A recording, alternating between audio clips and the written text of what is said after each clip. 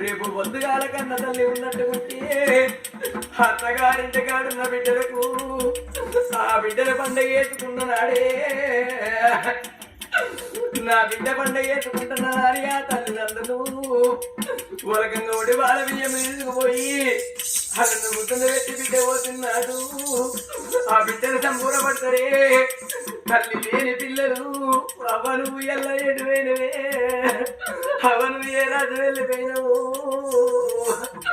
ఇలా నాకు ఆ బియ్యం పోతే బాకి లేదా అని ఇలా పత్తరి పందిట్లో కూర్చొని కంటికి ఏరుదాన్ని నేర్చుకుంటా.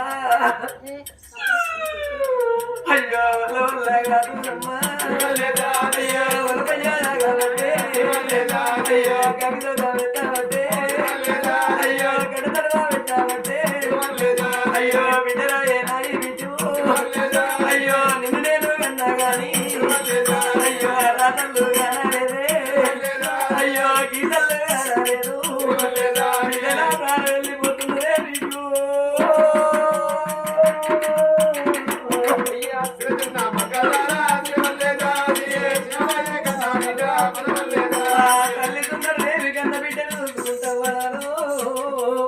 ఇయ్యల్ల బిడ్డ నా ప్రాణం వెళ్ళిపోతున్నది, బిడ్డ నా జీవనం వెళ్ళిపోతున్నది.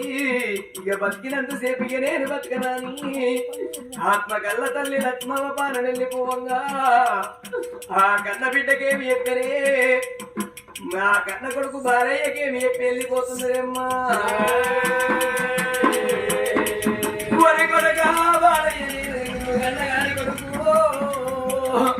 కొడక నీ రాతలు కనలేదురా నా నెత్తి మీద కంపనీసి నీ నెత్తి మీద పెట్టి వెళ్ళిపోతున్నారు కొడక కొడకయ్య బతికినంత సేపు నేను బతుక తల్లి ప్రాణం వెళ్ళిపోవంగా ఊరే కొడక బాలయ్య నా ప్రాణం పోతున్నదిరా. నేను కడపారగనుకున్న ఒక బిడ్డ ఉన్నదిరా ఆ బిడ్డ మళ్ళీ 7 గంగ లోపలున్నాడే అందుకే అంటారు వలానా ఊరి కొడక ఆ బిడ్డలు ఒక ముచ్చట చెప్పుతా ఆ బిడ్డను నిలిపియరని ఆ తల్లి అన్నాడు.